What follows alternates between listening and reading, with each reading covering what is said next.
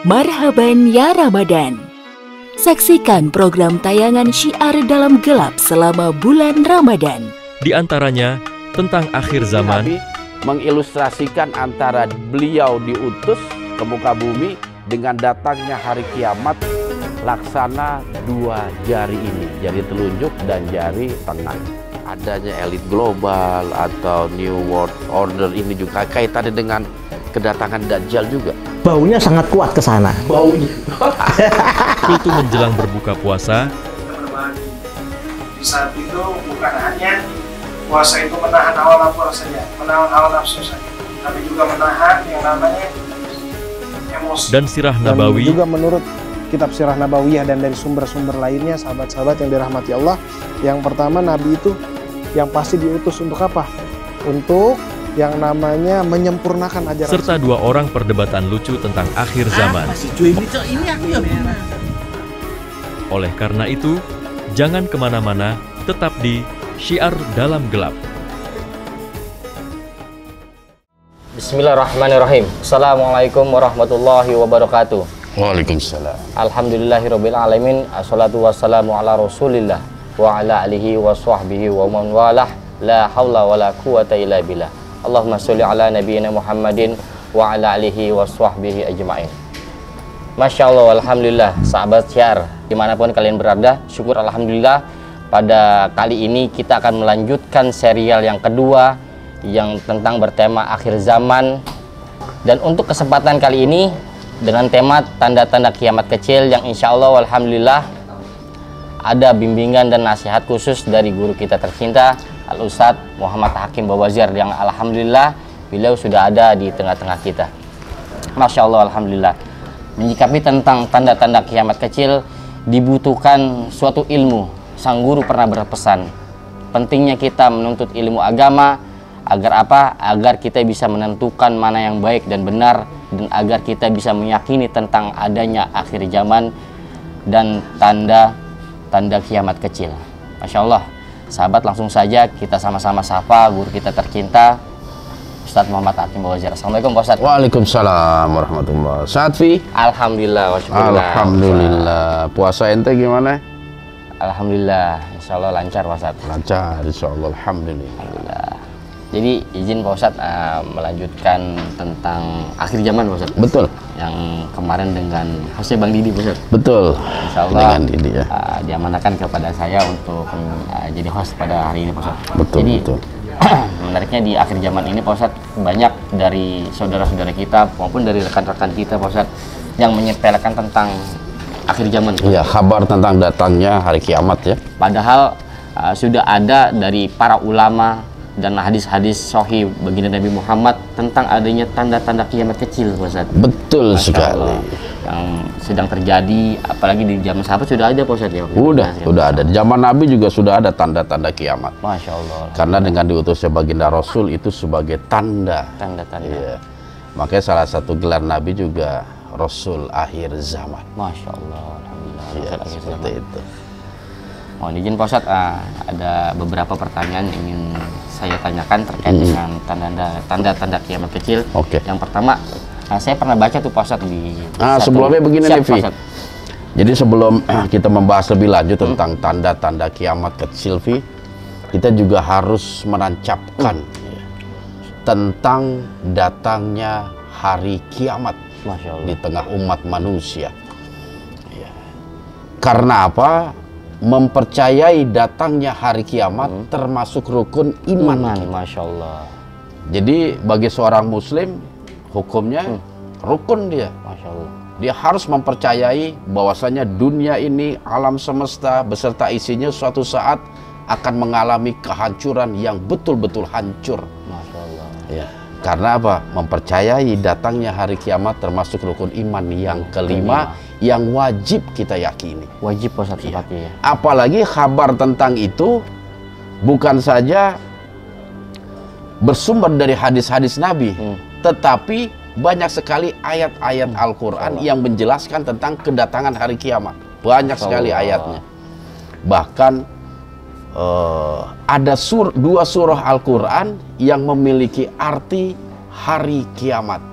Masya Allah.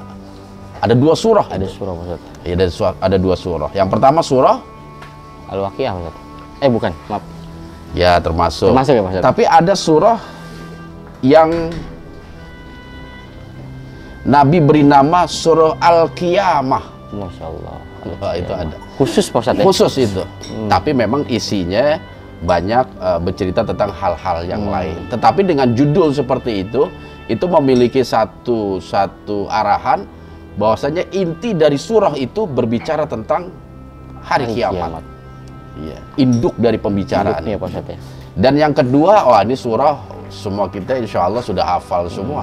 Yang artinya hari kiamat. Karena surah ini sangat terkenal di tengah-tengah kita. Surah itu bunyinya begini, Fi. Siap Pak Ustaz. A'udzubillahi minasyaitonirrajim. Bismillahirrahmanirrahim. Al-Qari'ah.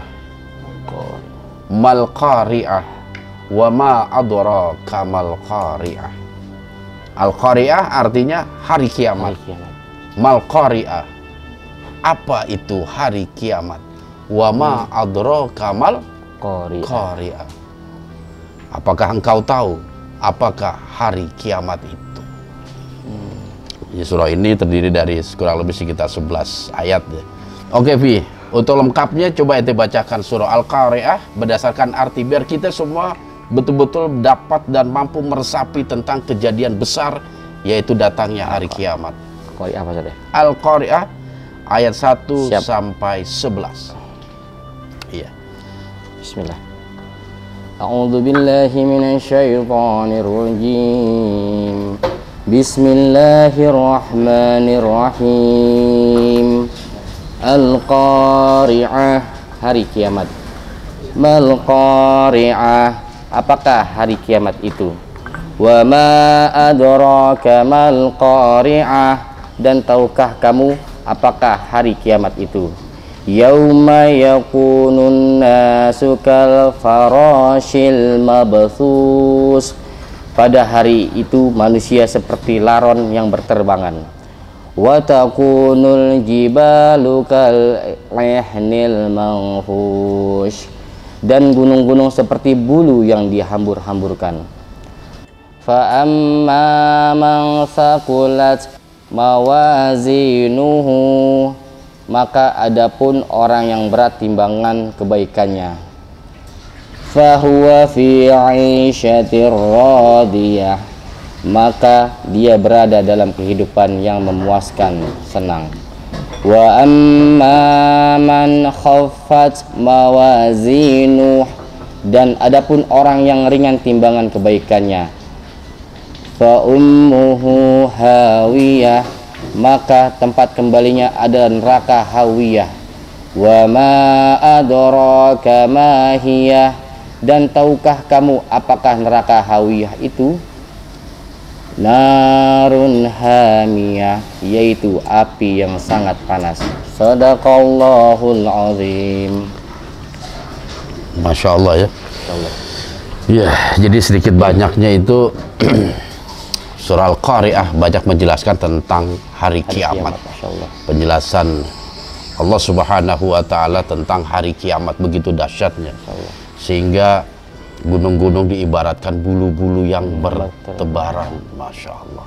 Dan juga apa yang Allah firmankan di dalam surah Al-Hajj, ya, surah yang kedua-2 ayat yang ke-7, wa anna sa'ata atiyatun la raiba fiha wa anna allaha man fi kubur. Jadi di dalam surah Al-Hajj ini Allah Subhanahu wa Ta'ala pun memberikan kabar kepada kita, wa anna sa'ata atiyatun, dan sesungguhnya hari kiamat itu atiyah, dia pasti akan datang. La raiba fiha, yang tidak ada keraguan pada kedatangan hari kiamat itu. Masya Allah. Wa annallaha yab'atsu man fil kubur, dan sesungguhnya Allah akan membangkitkan man fi kubur, mayat-mayat orang-orang yang telah mati yang berada di dalam kubur. Jadi titik beratnya itu la raiba fiha, kedatangan kiamat itu sesuatu yang tidak bisa diragukan lagi, pasti akan terjadi. Masya Allah. Iya. Sehingga suatu ketika Malaikat Jibril pernah bertanya kepada baginda Rasulullah Shallallahu Alaihi Wasallam, mata sa'ah, kapan datangnya hari kiamat ya Rasul? Sebagaimana pembahasan kita di serial yang pertama. Dan ulama sepakat nih, Fi, sebelum datangnya hari kiamat itu, kiamat memiliki tanda-tanda. Yang mana tanda-tanda ini dibagi menjadi dua. Ada yang namanya tanda-tanda kecil, ada namanya tanda-tanda besar akan datangnya hari kiamat. Ya, kiamat sugro, kiamat kubro, seperti itu. Apa sih perbedaannya itu? Yang dimaksud dengan kiamat kecil itu apa sih? Karena ada dua itu Pak Ustadz ya. Iya. Dan apa sih yang dimaksud dengan kiamat besar? Nah, itu juga perlu kita pahami. Insyaallah. Iya. Dan kita ini sekarang berada di zaman yang apa? Apakah kita sudah masuk kepada fase kiamat besar, ataukah kita masih berada dalam fase kiamat kecil? Jadi ulama membahas tentang kiamat kecil adalah salah satu bentuk kehancuran yang sifatnya berkala. Berkala. Ya, sifatnya berkala. Karena kiamat secara asal artinya kehancuran alam semesta. Sedangkan kiamat besar adalah kehancuran seluruh alam. Yang datangnya itu ibarat gelombang samudra, terus-terusan. Masya Allah. Tapi kalau kiamat kecil enggak, fenomenanya itu kadang datang, hilang lagi, ada lagi, seperti itu. Sebagai satu peringatan bagi kita semua. Masya Allah. Ini Pak Ustadz, jadi deg-degan Pak Ustadz. Hah? Deg-degan? Jadi ke bawah. Jadi kiamat itu artinya kehancuran Pak Iya, Ustadz, ya? kehancuran. Karena kan yang kita tahu kiamat ya memang kiamat gitu. Kiamat, iya. Makanya disebut kiamat kecil itu karena kehancurannya itu kecil, berkala. Siap. Seperti itu. Belum secara global berbeda ketika kita berbicara tentang kiamat besar. Wah, itu kehancuran itu bertubi-tubi itu. Sampai titik puncaknya itu malaikat Israfil meniupkan sangkakala sebagai tanda hancurnya seluruh alam semesta. Allahu Akbar. Kullu syai'in halik illa wajhah. Segala sesuatu akan hancur kata Allah, kecuali al-wajhah, kecuali wajahnya Allah. Semuanya, termasuk malaikat, termasuk makhluk jin, apapun itu. Bahkan yang ada hewan-hewan, makhluk-makhluk yang ada di perut bumi, yang ada di udara, apapun itu, semua akan halik, semua akan binasa, semua akan hancur. Jadi memang pembuktian yang sangat dahsyat Pak Ustadz ya. Betul sekali. Kiamat itu yang mana tentang terkait kata Pak Ustadz tadi tinggal wajah Allah ya Pak Ustadz, berarti si pemilik langit dan bumi Pak Ustadz. Betul, sang pemilik langit dan bumi yang tidak akan hancur. Menarik Pak Ustadz ya, terkait dengan tadi ada sebagian ulama tuh Pak Ustadz yang berpendapat tanda-tanda kiamat itu menjadi 3 Pak Ustadz. Yang pertama pernah baca nih Pak Ustadz di artikel telah muncul dan berakhir. Telah muncul dan berakhir. Yang kedua telah muncul, senantiasa muncul, bahkan bertambah banyak. Nah, yang ketiga belum muncul sampai sekarang. Nah, kita sempat bingung sih Pak Ustadz pas baca itu. Maksudnya ada 3, yang maksudnya apa? Jadi begini, fase tanda-tandanya kiamat itu memang mulai terjadi, yang kita bahas kiamat kecil ya. Sejak di zaman baginda Rasulullah Shallallahu Alaihi Wasallam pun sudah ada tanda-tanda itu, sebagaimana sabda Nabi. Seperti contohnya munculnya para pendusta. Masya Allah. Nah, kita ingat tuh di zaman Nabi ada 2 orang yang didapat gelar pendusta karena apa? Karena dia mengaku sebagai utusan Allah. Ya, yang pertama itu yang terkenal Musailamah Al-Kazzab yang mengaku sebagai Nabi dan Rasul. Juga ketika Nabi telah wafat, karena kewafatnya baginda Rasulullah Shallallahu Alaihi Wasallam pun sebagai salah satu tanda datangnya hari kiamat. Jadi ada salah satu hadis baginda Rasulullah Shallallahu Alaihi Wasallam yang diriwayatkan oleh Imam Bukhari, kata Nabi begini dalam salah satu sabda, ingatlah olehmu bahwa akan terjadi 6 pertanda hingga datangnya hari kiamat besar nanti. Ada 6 tanda kata Nabi. 6 Pak Ustadz. 6. Dan yang pertama Nabi menyebutkan kematianku. Jadi kematian baginda Rasul itu merupakan tanda kiamat kecil. Terus ada hadis juga yang kita bahas kemarin tentang perang Siffin misalnya, akan bertemu 2 pasukan besar yang mereka memang memiliki satu tujuan yang sama. Itu pasukan Sayyidina Ali dan Muawiyah. Yang mereka mengalami kerugian yang luar biasa, dan itulah yang disebut tanda kiamat yang telah usai, yang telah terjadi, yang sudah terjadi seperti itu. Dan ada juga tanda kiamat yang semakin hari semakin besar, nanti yang akan kita bahas. Masya Allah. Dan juga ada tanda-tanda kiamat yang saat ini belum kita rasakan, belum ada pada masa kita, seperti datangnya Imam Mahdi, adanya Dajjal, turunnya Nabi Isa, itu belum, bukan di zaman kita, belum muncul pada saat ini seperti itu. Jadi begini, Fi, ada satu hadis baginda Rasulullah SAW yang diriwayatkan oleh Imam Bukhari juga, Fi. Baginda Rasul pernah bersabda, hari kiamat tidak akan datang sampai ilmu dicabut. Masya Allah. Dan ini sudah mulai ada pada generasi kita. Dan makin hari ilmu itu akan semakin hilang dan lenyap. Yang kedua, sering terjadi gempa. Dan yang ketiga adalah waktu semakin cepat berlalu. Masya Allah. Itu salah satu tanda-tanda kiamat kecil. Kalau kita mau bahas lebih lanjut, wah, itu ada puluhan tanda. Tapi kita coba uraikan mana tanda-tanda yang memang menurut kita perlulah kita jelaskan itu. Karena banyak sekali tanda-tanda yang berdasarkan hadis sahih tentang hari kiamat kecil seperti itu. Masya Allah. Ya. Jadi apa namanya, sejauh ini ada yang mau ente tanyakan? Boleh Pak Ustadz, terkait dengan yang tanda Pak Ustadz berikan itu. Yang pertama sih, poin yang pertama sebelum melebar jauh Pak Ustadz ya, bagaimana cara menimbulkan kesadaran kita Pak Ustadz, kesadaran kita untuk memahami tanda-tanda kiamat. Ada kepekaan dalam diri ataupun dalam untuk sahabat-sahabat saudara-saudara muslim Pak Ustadz. Karena memang di akhir zaman ini banyak yang menyepelekan hal itu Pak Ustadz. Contoh halnya apa namanya, dengan sengaja meninggalkan sholat 5 waktu. Contoh halnya meremehkan tentang ibadah-ibadah yang lain Pak Ustadz. Betul. Bagaimana cara menimbulkan kesadaran kita Pak Ustadz? Jadi hakikatnya seperti ini.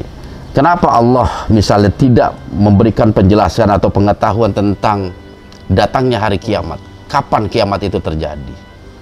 Allah menyembunyikan itu. Bahkan dari makhluk-makhluk lain. Malaikat Jibril nggak tahu, Nabi Muhammad juga nggak tahu. Semua makhluk nggak ada yang tahu tentang kapan terjadinya kiamat. Tetapi disinilah Maha Rahman dan Rahimnya Allah. Allah menjelaskan kepada kita banyak sekali tanda-tanda akan datangnya hari kiamat. Jadi hakikatnya ilmu ini sebagai satu peringatan kepada kita agar kita mawas diri. Iya, hati-hati nih. Tanda-tanda kiamat udah mulai banyak. Sadar dikit. Jangan sampai dia banyak melalaikan kewajiban, malah terus melakukan kemaksiatan. Karena tanda kiamat telah banyak pada zaman kita. Masya Allah. Itu tandanya, itu maksudnya, seperti itu. Makanya kita harus lebih peduli untuk mempelajari tandanya. Bukan kita ngitung-ngitung, nih kapan nih kiamat deh, kayak 1500 Hijriah deh. Itu sempat viral Ustaz. Iya sebenarnya. Tentang penentuan hari kiamat. Nggak perlu itu kita tahu kapannya kiamat. Yang kita perlu tandanya agar kita menjadi peringatan. Agar kita selalu termotivasi memperbaiki diri. Masya Allah. Makanya tadi dalam salah satu surah, ayat di surah Al-Qari'ah kan itu. Fa amma man saqulat mawazinuhu fahuwa fi 'ishatir radiyah. Barang siapa yang berat timbangan kebaikannya. Jadi datangnya kiamat itu berkaitan dengan kebaikan dan keburukan yang kita Masya Allah. kerjakan. Itu kita fokus kepada itu. Wa amma man khaffat mawazinuhu. Siapa yang ringan kebaikannya. Jadi sebenarnya inti dari hari kiamat adalah bagaimana bisa memotivasi kita memperbanyak kebaikan. Sehingga apa? Fahuwa fi 'ishatir radiyah. Dia betul-betul berada dalam kehidupan yang Allah ridhoi. Masya Allah. Kehidupan yang penuh dengan kesenangan, kebahagiaan nanti di akhirat. Tapi bagi yang khaffat mawazinu, yang ringan amal atau timbangan kebaikannya, fahuwa wa amma man khaffat mawazinuhu fa ummuhu hawiyah. Tempat kembalinya adalah neraka hawiyah. Neraka hawiyah itu apa sih Pak Ustadz? Hah? Neraka hawiyah. Itu juga sama, tadi juga wama adraka ma hiya. Tahukah engkau apa itu neraka hawiyah? Narun hamiyah, api yang sangat berkobar. Masyaallah. Siap ente? Siap gimana Pak Ustaz? Kalau nggak siap menghadapi api yang berkobar, perbanyaklah kebaikan. Amin Pak Ustaz. Kuncinya itu. Kalau ditanya siapapun Pak Ustaz, siap masuk neraka, nggak ada siap masuk, nggak ada mau gitu.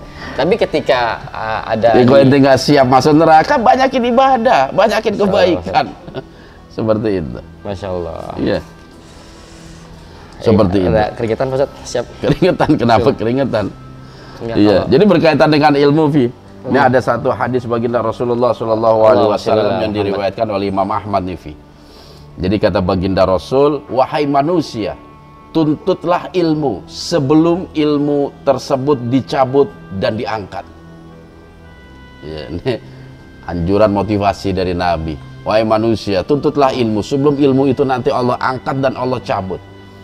Nah, ketika Nabi bersabda demikian, ada periwayatan yang mengatakan Nabi bersabdanya ketika haji wada. Ada yang mengatakan seperti itu. Dan ketika Nabi memberikan khutbah semacam itu, maka ada seorang Arab Badui yang menyela ucapan Nabi. Wahai Nabi Allah, bagaimana mungkin ilmu itu diangkat, sedangkan di sisi kami terdapat lembaran-lembaran catatan. Dan kami pun telah mengajarkan kepada istri-istri kami, anak-anak kami, dan bahkan para pembantu kami. Maka Rasulullah SAW mengadahkan wajahnya ke atas dan terlihat rona wajahnya yang kemerah-merahan. Karena apa? Nahan amarah. Amarah maksudnya. Nabi lagi ngomong disela. Masya Allah. Untungnya Arab Baduy itu. Wajar. Seperti itu. Jadi kemudian Rasulullah SAW menanggapi pertanyaan dari Arab Baduy tadi. Duh, celaka atasmu, katanya. Lihatlah orang-orang Yahudi dan Nasrani. Bukankah di sisi mereka juga terdapat lembaran-lembaran catatan? Namun demikian tidak ada satu huruf pun di antara catatan tersebut yang hinggap di hati mereka. Mereka lari dari apa yang telah diajarkan oleh nabi-nabi mereka. Ingatlah, sesungguhnya hilangnya ilmu adalah dengan wafatnya alim ulama, orang-orang yang memiliki keilmuan. Masya Allah. Jadi Allah mencabut ilmu di tengah umatnya itu dengan diwafatkannya para alim ulama. Kita udah masuk fase itu juga Pak Ustadz ya, karena ada beberapa ulama yang udah Allah panggil. Masya Allah, banyak sekali. Sedangkan kita belum secara maksimal belajar kepadanya. Banyak ilmu yang telah hilang. Masya Allah. Dan ente tahu nggak ilmu apa yang pertama kali Allah cabut?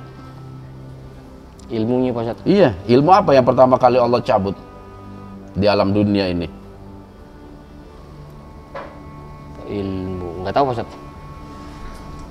Boleh tanya ilmu apa Pak Ustadz? Ilmu apa yang pertama kali Allah cabut? Ilmu tentang kehusyuan. Masya Allah. Ilmu tentang kehusyuan. Itu yang pertama kali Allah cabut. Maksudnya kehusyuan gimana Pak Ustadz? Khusyuk dalam ibadah, khusyuk dalam sholat. Dan kebaikan yang terakhir Allah cabut dari tubuh umat Islam apa? Terakhir Allah cabut itu. Terakhir yang Allah cabut Pak Ustadz? Kurang tahu Pak Ustadz. Ibadah sholat. Itu yang terakhir Allah akan angkat itu. Terakhir.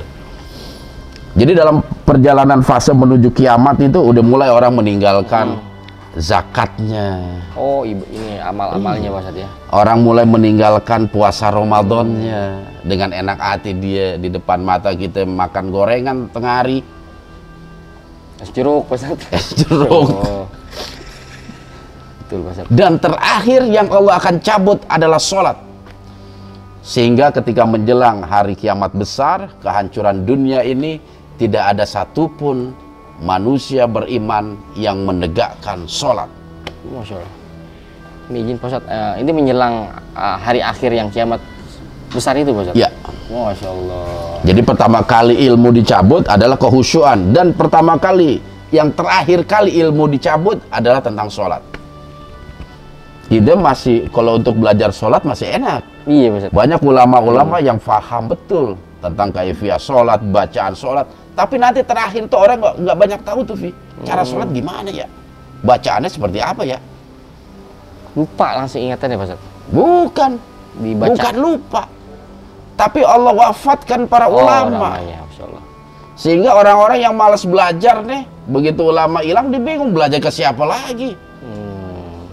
Yang pada akhirnya di hadis lain mereka belajar kepada orang-orang yang tidak memiliki ilmu alias kebodohan. Jadi belajar mereka kepada orang bodoh, sehingga makin sesatlah orang-orang yang belajar kepadanya.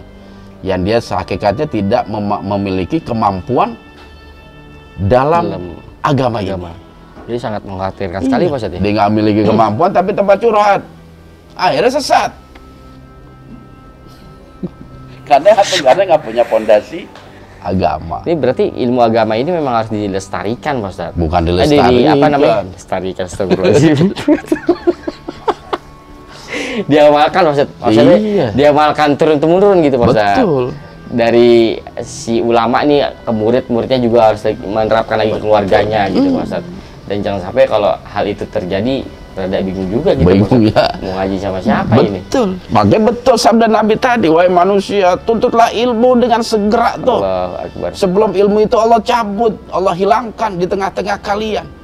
Dan salah satu cara Allah menghilangkan ilmu itu dengan wafatnya para ulama.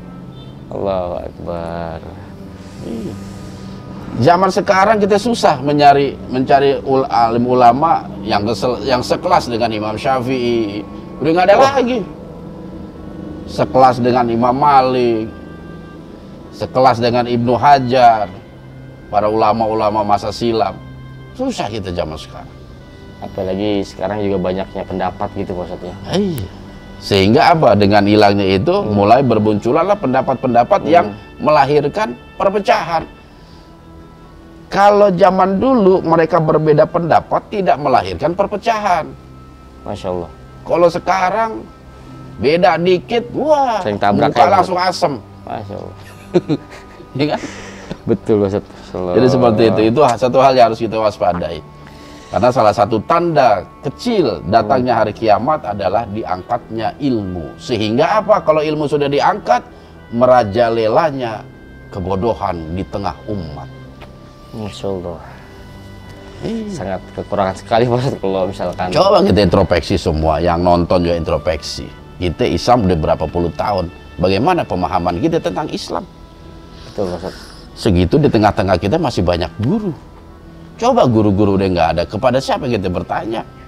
Mau ke dukun kita nanya. Banyak kalau mengabaikan Pak. Seperti itu. Insya Allah. Dan yang kedua, Vi, berdasarkan hadis tadi itu adalah apa, Vi? Yang ini Pak, wanita berpakaian. Bukan.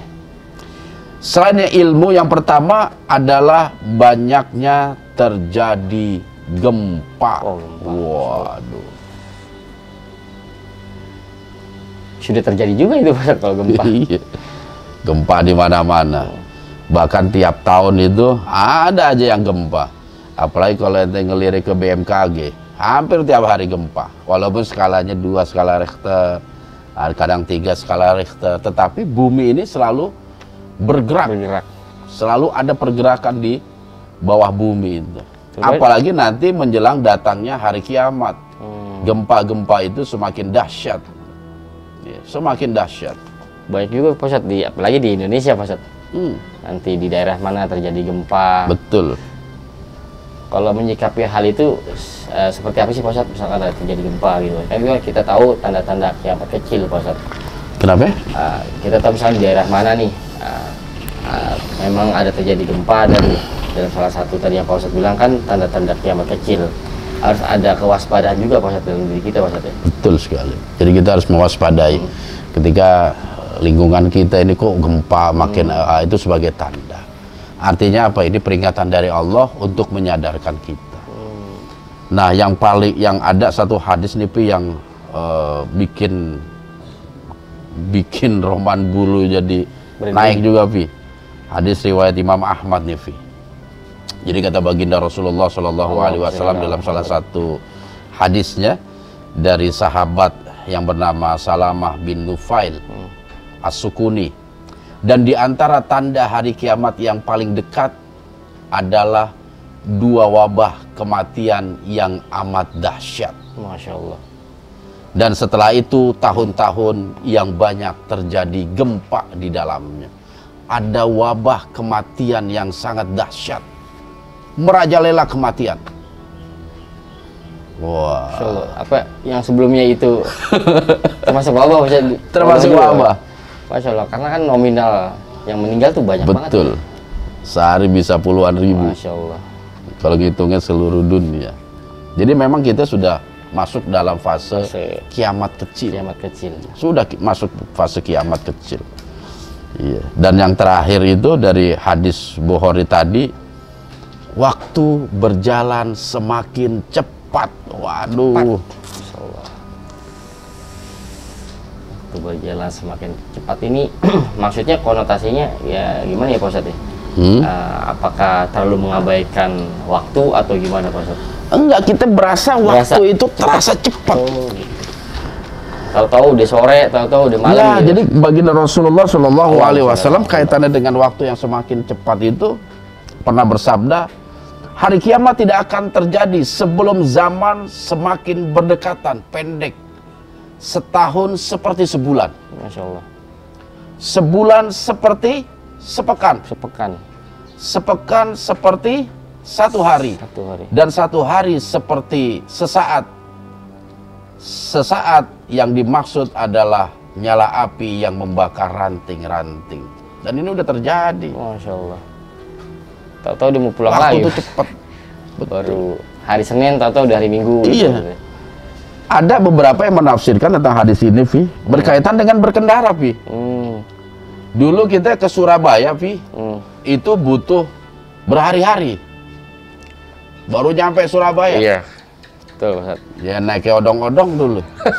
Kuda, ini segala macam, makin cepat lagi. Sampai sekarang kereta tercepat ke Surabaya 9 jam.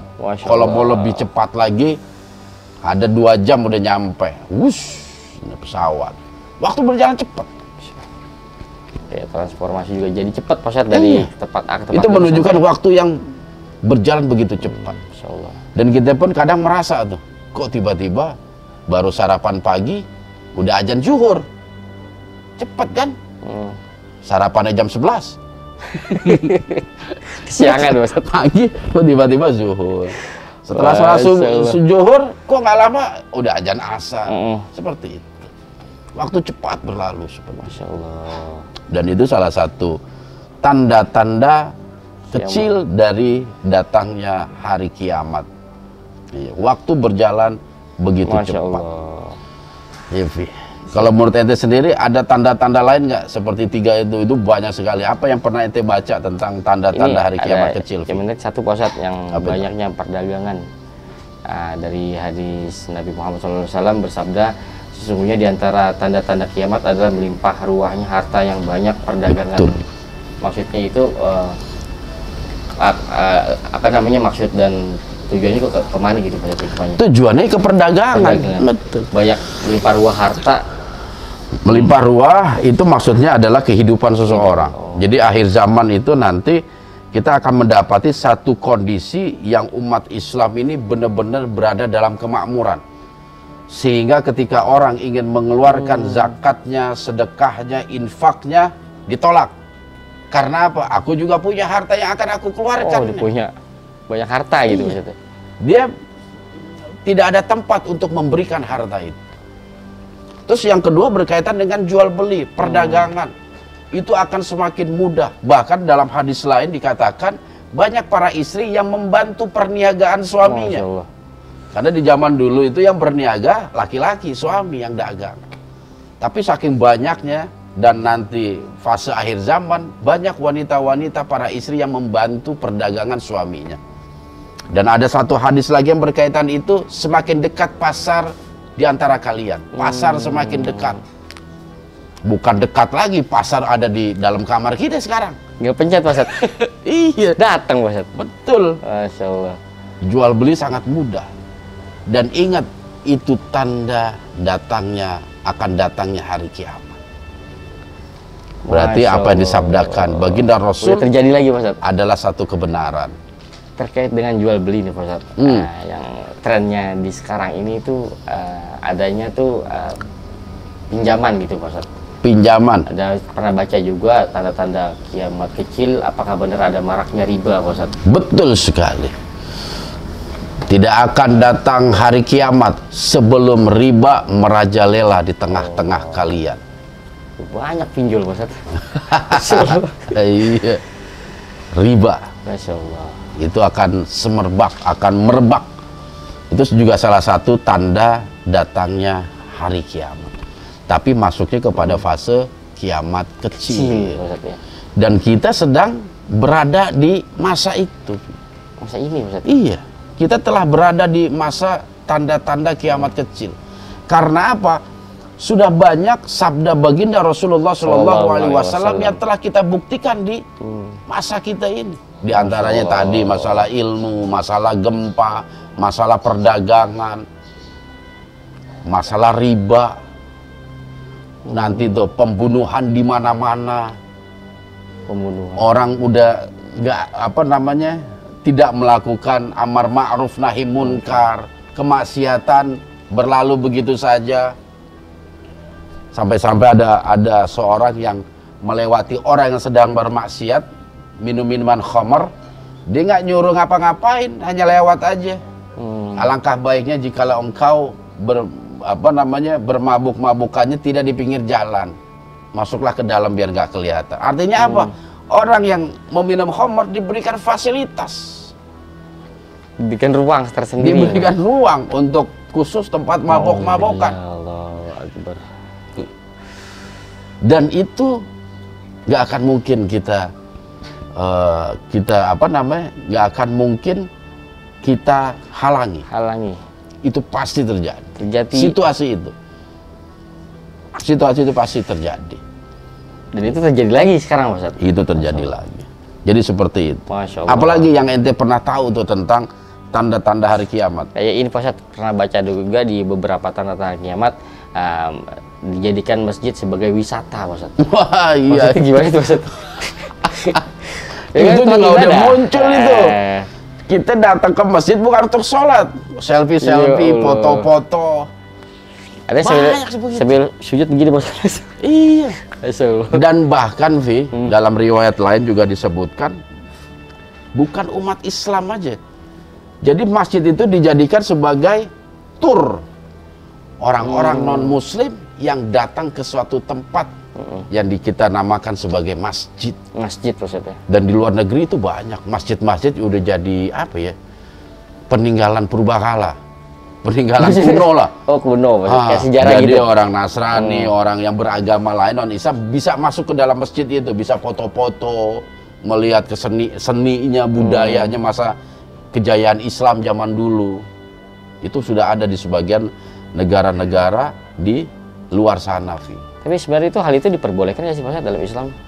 Kayak Apa itu? ibadah, ada agama yang beragama lain masuk ke masjid gitu Pak Ustadz. Ya, Vi, gimana? Masjid itu kan tempat nyembah kita kepada Allah, Vi. Dan umat lain mereka nyembah kepada Allah. Berarti salah satu kekurangan ilmu atau gimana Pak? Iya, termasuk diantaranya seperti itu. Apalagi ke kota Mekah dan Madinah itu. Kemarin sempat viral itu kan. Viral Pak Ustadz? Iya. Bahkan yang jenis kelamin perempuan jadi laki-laki Pak Ustadz. Dia masuk. Wah, itu bukan urusan kita lah itu. Siap Pak Ustadz. Jadi memang banyak sekali tanda-tanda kiamat kecil ini yang disabdakan baginda Rasulullah SAW. Dan yang terkenal juga, Vi, dan ini ada di zaman kita, seseorang yang dapat dipercaya namun didustakan, dan orang-orang yang berkhianat justru dia yang dipercaya. Kebalik Pak Ustadz. Iya. Kiamat tidak akan terjadi sampai seseorang yang dapat dipercaya tapi didustakan. Dan orang-orang yang berkhianat malah diberikan kepercayaan. Banyak. Ini yang pertama kategorinya munafik bukan Pak Ustadz? Yang percaya dia berkhianat itu kategori orang munafik Pak Ustadz. Dipercaya yang dia berkhianat bukan berkaitan dengan orang munafik. Berkaitan begini, seperti contoh gampangnya nih Vi. Ente kerja di satu kantor, ente jujur, amanah, setiap tugas ente laksanakan dengan sebaik-baiknya, tapi ente disingkirkan. Jabatan ente ditahan, ente ditaruh di tempat yang memang nggak banyak tanggung jawab, tetapi yang dipandang, yang diberikan jabatan strategis dan lain sebagainya, orang-orang yang berkhianat.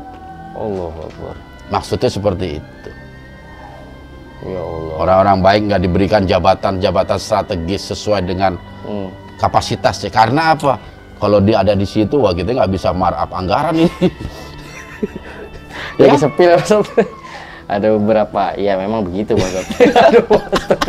Itu fenomena terjadi. Betul. Lagi Pak Ustadz. Iya pasti. Aduh, bahkan dalam dunia kerja pun Pak Ustadz ya ada tanda-tanda kiamat kecil seperti itu. Yang jujur itu susah naik pangkatnya. Iya betul Pak Ustadz. Tapi giliran yang dekat sama bos, sering ngasih duit, wah cepat. Lancar Pak Ustadz. Betul sekali. Dan ini fenomena seperti ini pernah disabdakan oleh baginda Rasulullah Shallallahu Alaihi Wasallam. Nanti engkau akan hadapi itu zaman seperti itu. Masya Allah. Yang amanah nggak dipercaya, malah yang khianat diberikan kepercayaan. Kebalikannya Pak Ustadz. Kebalikan. Itu memang Allah. Jadi gini Pak, kalau hal ini nih Pak Ustadz ya, tanda-tanda kiamat kecil yang terkait dengan yang Pak Ustadz bilang tadi, mungkin banyak yang nggak sadar Pak Ustadz. Betul sekali. Ada sih banyak yang nggak sadar. Iya. Karena apa Pak Ustadz? Kalau menurut saya sih Pak Ustadz, karena mereka nggak merasa seperti itu Pak Ustadz. Nggak sadar ya Pak Ustadz? Nggak sadar. Masya Allah. Belum lagi merajalelanya kemunkaran, Vi. Wah, ini juga satu fenomena yang luar biasa. Dan hadis panjangnya juga telah disebutkan pada serial yang kemarin. Masya Allah. Dan yang sangat memilukan tuh, Vi, kata baginda Rasul, kiamat tidak akan terjadi sehingga cacian hinaan merupakan kebiasaan umum di tengah-tengah masyarakat. Cacian hinaan. Iya. Udah hal biasa aja keluar dari lisan kita itu. Enteng aja gitu. Enteng aja. Padahal Nabi udah banyak berwasiat agar kita selalu menjaga lisan kita. Jangan sampai menyakiti hati saudara kita, sahabat kita, saudara teman kita. Tapi kita dengan gampang ngomong dengan wah istilah kebun binatang ini segala macam lah. Hal-hal yang kotor dianggap biasa aja. Sehingga menimbulkan perselisihan. Betul, gitu, pasti akan menimbulkan keburukan. Masya Allah. Terputusnya silaturahmi, ini juga termasuk tanda-tanda kiamat kecil. Ini coba ada orang bersahabat, wah enak dia bersahabat kemana-mana berdua. Begitu ada persoalan yang mereka beda pendapat, dia bukan sahabatku. Ya Allah. Lost kontak, blokir. Kalau punya grup, live group. Padahal sebelumnya dia selalu bersama-sama, berjuang sama-sama. Cuman beda pendapat aja. Kita ke kanan apa ke kiri? Wah menurut saya kita ke kiri. Enggak, mendingan ke kanan. Jadi ribut, pecah, putus silaturahmi. Begitu mudah. Ini menarik nih Pak Ustadz, berizin Pak Ustadz. Terkait dengan putusnya silaturahmi Pak Ustadz. Dan itu sudah terjadi lagi di fase ini Pak Ustadz. Kayak sahabatan biasa bareng, beda pendapat atau kata Pak Ustadz bilang berselisih sehingga ada egonya muncul. Sama ini paling Pak Ustadz, biasanya kalau terjadi di hari raya Pak Ustadz. Hari raya kenapa itu? Hari raya biasanya ketemunya setahun sekali Pak Ustadz. Bahkan tahun depannya udah gak kenal lagi siapa itu Pak Ustadz. Kalau ketemu, kalau nggak ketemu, ya Bi. Masya Allah.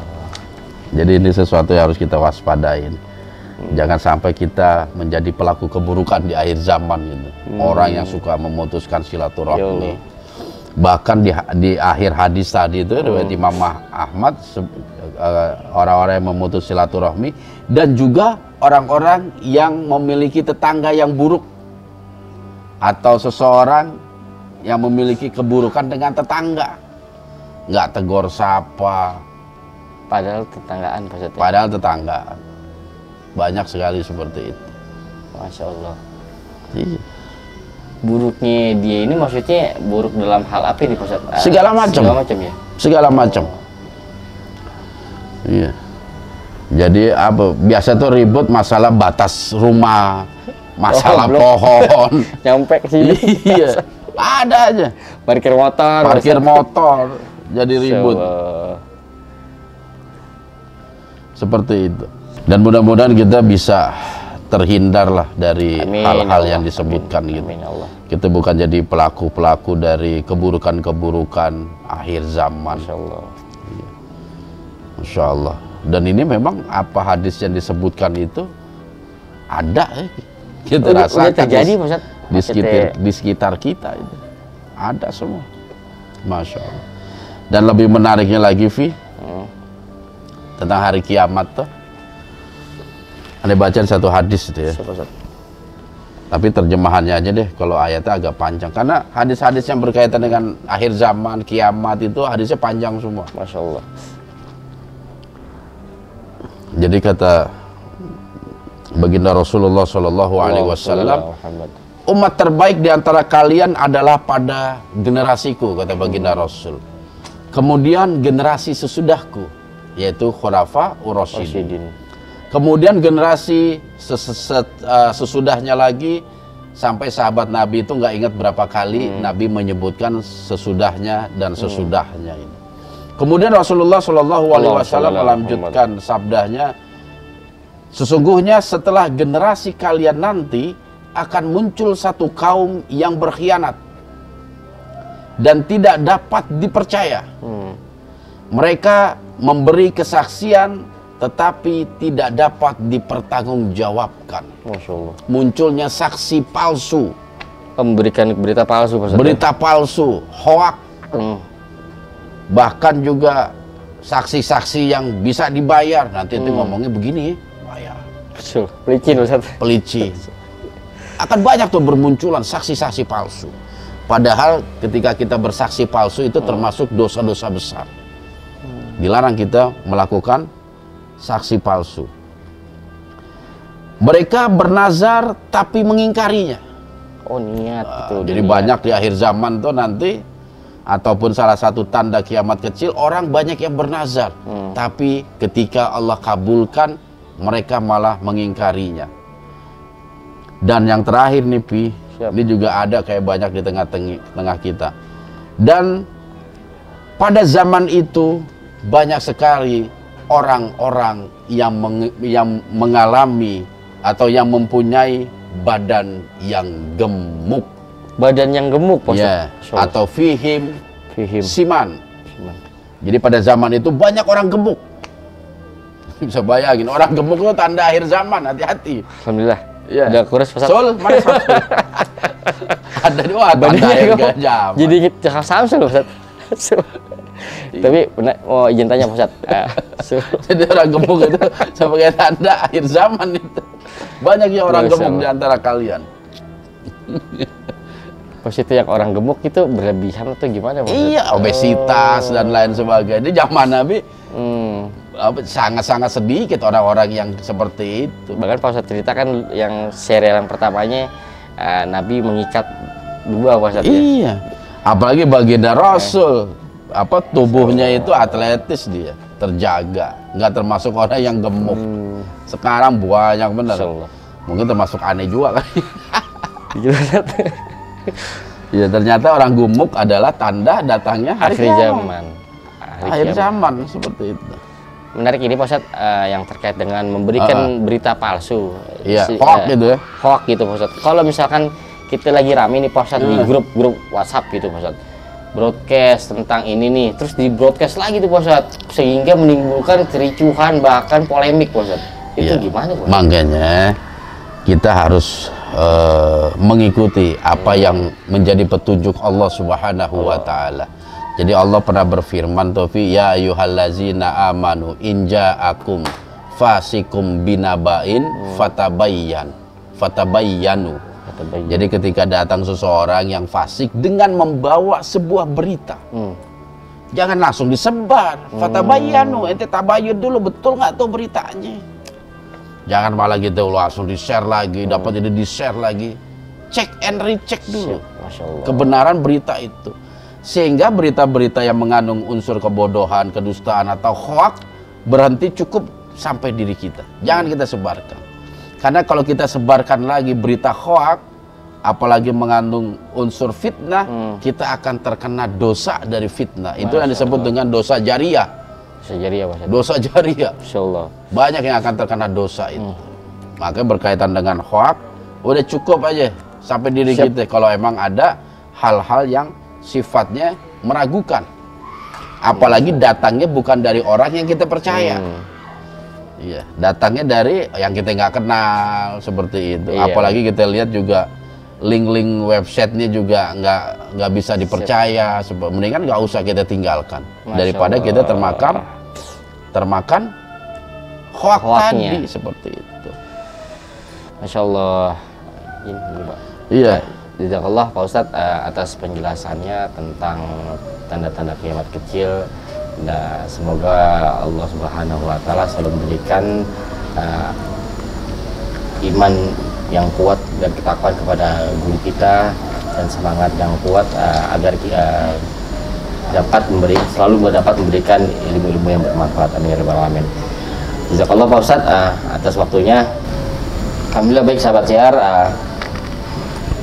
sudah dijelaskan dari guru kita terkait dengan tanda-tanda kiamat kecil, dan semoga ilmu yang sudah disampaikan oleh Pak Ustadz Hakim dapat bermanfaat kepada kita. Amin. Terutama dalam keimanan Pak Ustadznya. Betul. Meyakini bahwa benar-benar adanya hari akhir dengan diawali dengan tanda-tanda kiamat kecil. Betul. Dan semoga Allah Subhanahu wa Ta'ala selalu memberikan keberkahan kepada guru kita, melindungi kita, dan kita mampu untuk menambah ketaatan keimanan kepada Allah Subhanahu wa Ta'ala.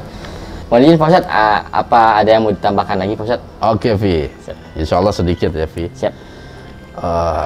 Jadi intinya pentingnya kita mengetahui tanda-tanda hari kiamat itu tidak lain dan tidak bukan, Nabi itu pengen kita selalu waspada dan selalu menjaga amal kebaikan kita. Jangan sampai kita kaget di saat ditutupnya pintu taubat itu. Seperti itu. Karena apa? Kematian seorang hamba juga termasuk kiamat kecil. Ya. Jadi Nabi itu banyak sekali menjelaskan kepada kita agar kita bersegera menuntut ilmu, bersegeralah kalian beramal soleh sebelum datangnya fitnah akhir zaman. Seperti patahan malam dan siang. Seseorang pagi hari dia beriman, sore hari dia kafir, dia kufur. Sore beriman, pagi hari dia kufur. Sebelum datangnya masa itu. Jadi mudah-mudahan dengan adanya tayangan tentang serial tanda-tanda akhir zaman, tanda-tanda kiamat kecil ini mampu memotivasi kita untuk selalu menjaga kebaikan kita. Amin ya Allah. Ya, ingat firman Allah itu, fa amman khaffat mawazinuhu fa ummuhu hawiyah. Jangan sampai ketika Allah timbang kita, kebaikan kita dikit, sehingga Allah masukkan kita ke dalam neraka hawiyah. Wa ma adraka ma hiya narun hamiyah. Dimasukkan kita di dalam neraka hawiyah yang dalamnya penuh dengan api yang berkobar. Seharusnya fa amma man sakulat mawazinuhu fahuwa fi 'isyatir radiyah. Itu patokan kita, itu pegangan kita. Kita harus memiliki timbangan kebaikan yang berat sehingga kita akan mendapatkan kehidupan yang bahagia, yang mendapatkan ridho dari Allah Subhanahu wa Ta'ala. Amin ya Allah. Amin ya Allah. Jadi dari aneh cukup seperti itu. Terima kasih insyaallah Pak Ustadz. Semoga nasihat yang Pak Ustadz berikan kepada kita semua dapat bermanfaat dan kita mampu untuk mengamalkannya. Amin. Mohon doanya Pak Ustadz. Baiklah sahabat Syiar, sampai di sini dulu perjumpaan kita. Insyaallah besok kita akan lanjutkan di serial berikutnya, masih terkait dengan akhir zaman Pak Ustadz. Betul sekali. Dan semoga ibadah puasa kita Allah terima, dan kita semua Allah berikan kemampuan untuk melaksanakan ibadah puasa dengan lancar sampai buka puasa, Pak ya? Sampai buka puasa dan sampai selama Ramadan. Allah berikan kesehatan. Ya. Seperti amin, itu. Amin. Ingat, jaga terus iman, ilmu dan amal kita, dan tetap di Syiar Dalam Gelap. Assalamualaikum warahmatullahi wabarakatuh. Waalaikumsalam warahmatullahi wabarakatuh. Alhamdulillah, makasih Pak Ustaz. Alhamdulillah, bagus.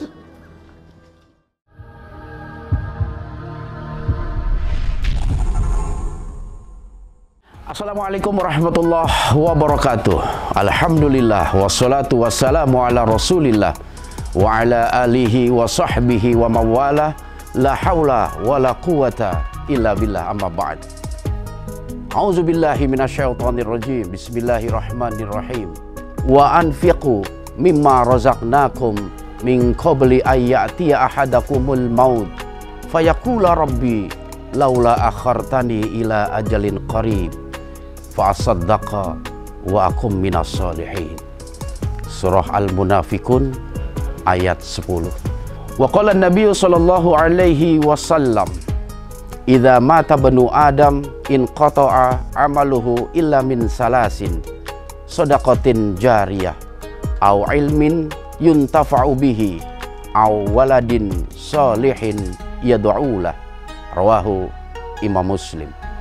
Sahabat Syiar, para donatur dan juga simpatisan Syiar Dalam Gelap, melalui wadah yayasan kami, Yayasan Syiar Islam Dalam Gelap, yang telah berdiri 2 tahun yang lalu, secara pribadi saya ingin mengajak kepada saudara-saudaraku sekalian untuk ikut menyalurkan zakat, infak, dan sedekahnya melalui yayasan kami.